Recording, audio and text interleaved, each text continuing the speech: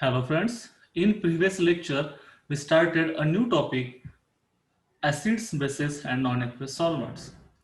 In first lecture we completed introductory part of our topic in which we study Robert Boyle's acid theory, Rowley's base theory, some important concepts related to acids and bases introduced by Lavoisier, Dave and Liebig. In this lecture, we are going to study Arrhenius' concept of acids and bases. Scientist Svante Arrhenius introduced this concept in year 1884. This is more scientific concept than previous concepts that we studied. According to Arrhenius' theory, acids are those substances which produce H plus or hydrogen ion when dissolved in water, or simply any substance which gives H plus ion in water is called acid. For example, HCl, hydrochloric acid, H2SO4, sulfuric acid, etc. In reaction 1, you see that HCl dissolves in water and produces H plus ions. In second reaction, H2SO4 dissolves in water and produces 2 H plus ions. So, according to Arrhenius theory, HCl and H2SO4 are considered as acids because they produces H plus ions.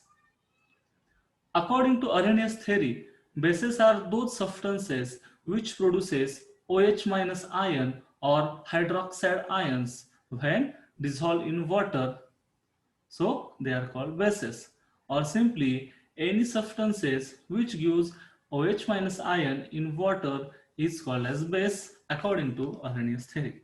For example, NaOH, sodium hydroxide, or KOH, potassium hydroxide, etc.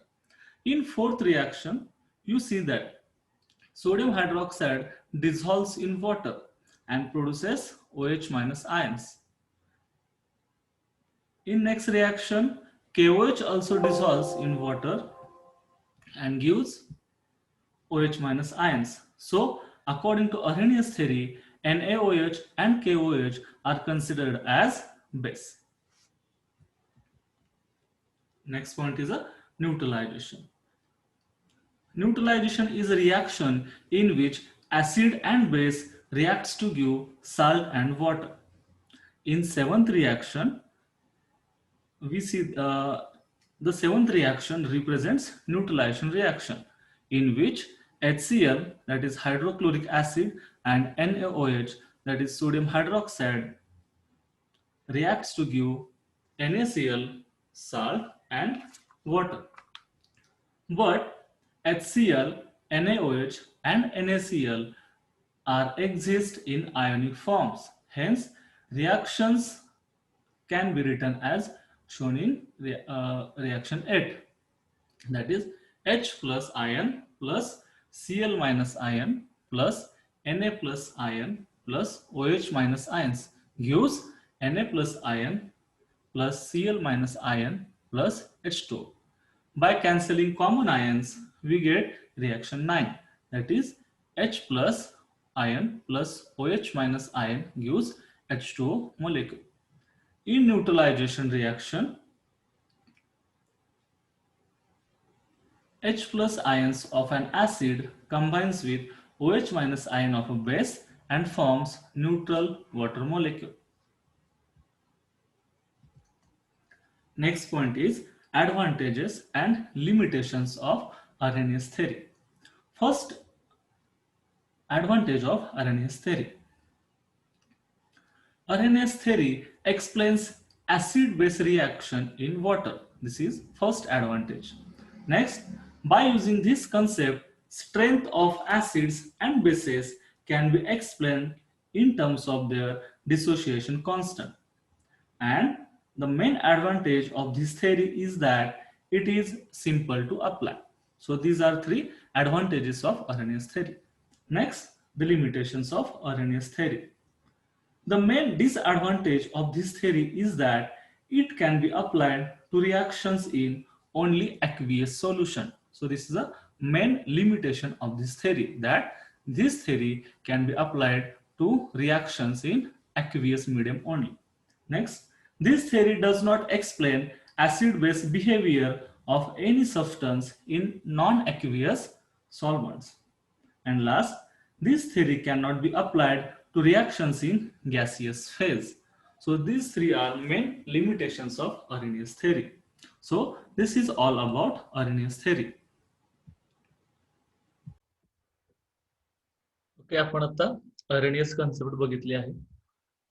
काय सांगितलंय Arrhenius concept मध्ये, तर scientist नाव आहे स्वॉन्टे Arrhenius. 1884 मध्ये त्यांनी ही आपली acid base theory मांडलेली आहे. अरेनियस थेरीनुसार ऍसिड्स म्हणजे असे पदार्थ की जे पाण्यामध्ये टाकल्यानंतर डिसोसिएशन होतं त्यांचं आणि H+ आयन्स देतात. उदाहरण काय तर हायड्रोक्लोरिक ऍसिड H+ आहे, सल्फ्युरिक ऍसिड H2SO4 आहे.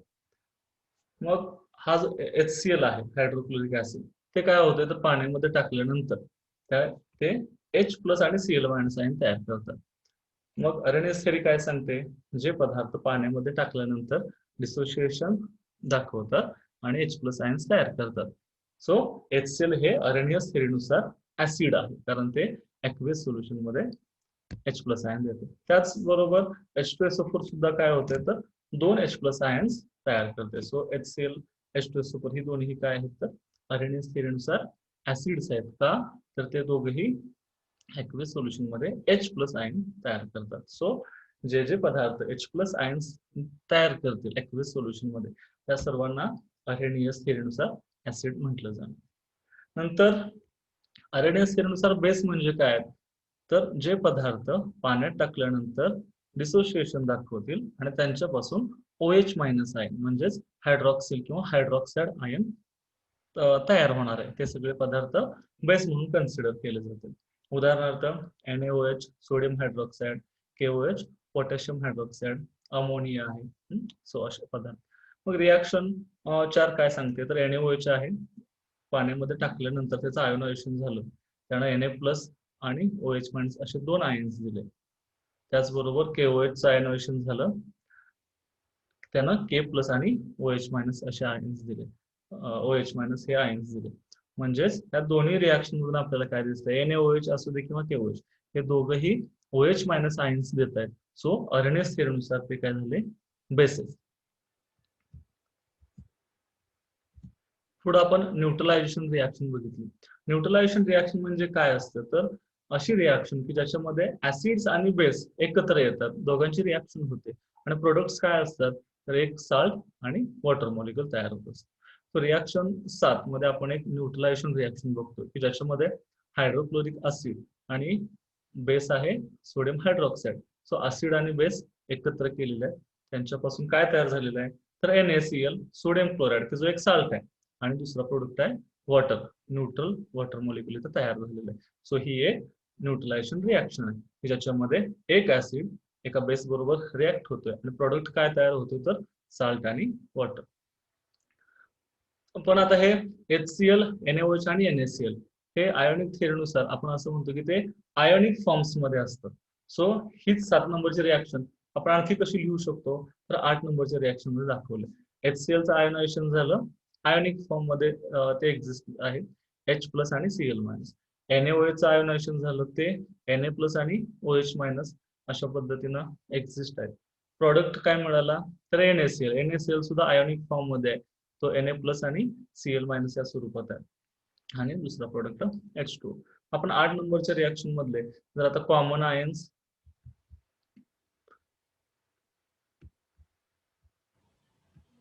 8 नंबरच्या रिॲक्शन मध्ये आपण जर कॉमन आयन्स कॅन्सल केले तर काय होतील, Cl- जाईल, Na+, नंतर ह्या बाजूचा Na+, हा Cl- हे कॅन्सल होते. मग राहील काय H+, हा OH- आणि काय मिळणार आहे तर H2 मिळणार आहे. सो अशा पद्धतीने आपण बाय कॅन्सलिंग कॉमन आयन्स आपल्याला काय मिळतंय थोडक्यात ही रिॲक्शन 9 की ज्यात आपल्याला काय दिसतंय H+ आणि हा OH- कंबाईन होऊन वॉटर मॉलिक्युल तयार झालेला आहे. सो न्यूट्रलायझेशन रिॲक्शन मध्ये काय होतं तर H+ आयन जो असतो तो ऍसिड मधून येतो, OH- आयन हे बेस मधून येतात आणि तयार काय होतं तर एक न्यूट्रल वॉटर मॉलिक्यूल तयार होत असतो. सो हे आहे न्यूट्रलायझेशन रिॲक्शन. नेक्स्ट पॉइंट आहे ऍडव्हान्टेज आणि डिसएडव्हान्टेज ऑफ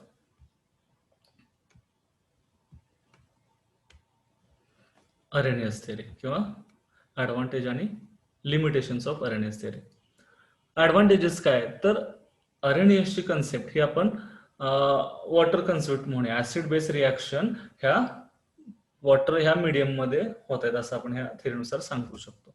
नंतर अरेनियस थेरीनुसार आपण ऍसिड्स आणि बेसची स्ट्रेंथ त्यांच्या डिसोसिएशन कॉन्स्टंट वरून सांगू शकतो.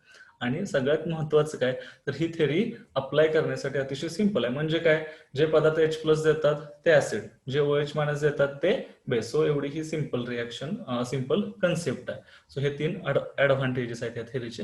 आणि काही लिमिटेशन सुद्धा आहेत. त्यातले पहिलं लिमिटेशन काय तर ही थेरी फक्त ऍक्वियस सोल्युशन मध्येच आपण अप्लाय करू शकतो. म्हणजे ज्यावेळी वॉटर ऍज अ सॉल्व्हंट असेल त्याच वेळी. इतर सॉल्व्हंट जर आपण घेतली पाण्याशिवाय तर त्यामध्ये ही थेरी तिथं आपण ही थेरी अप्लाय करू शकत नाही. दुसरा लिमिटेशन काय आहे तर this theory fails to account behaviour of acids and bases in non aqueous solvent. म्हणजेच काय, नॉन ऍक्वियस सॉल्व्हंट म्हणजे वॉटर सोडून इतर कुठल्याही सॉल्व्हंट मध्ये आपण ही थेरी अप्लाय करू शकत नाही. आणि तिसरं लिमिटेशन काय आहे या थेरीज तर ही रिॲक्शन आपण गॅसेस फेज रिॲक्शन्सला अप्लाय करू शकत नाही. सो अशा पद्धतीनं हे ऍडव्हान्टेजेस आणि लिमिटेशन्स आपण या थेरीचे बघितले. अरेनियस थेरी, थेरीनुसार ऍसिड म्हणजे काय तर H+ देणारे ऍसिड्स, OH- आयन्स देणारे बेस. नंतर आपण न्यूट्रलायझेशन रिॲक्शन बघितली की ज्याच्यामध्ये ऍसिड आणि बेस कंबाईन होऊन साल्ट आणि वॉटर तयार करतात. आणि शेवटी या थेरीचे ऍडव्हान्टेजेस आणि काही लिमिटेशन्स बघितले. सो हे इथं आपण अरेनियस थेरी पूर्ण केलेले आहे. राहिलेले पॉईंट आपण नेक्स्ट लेक्चरमध्ये पूर्ण करूया.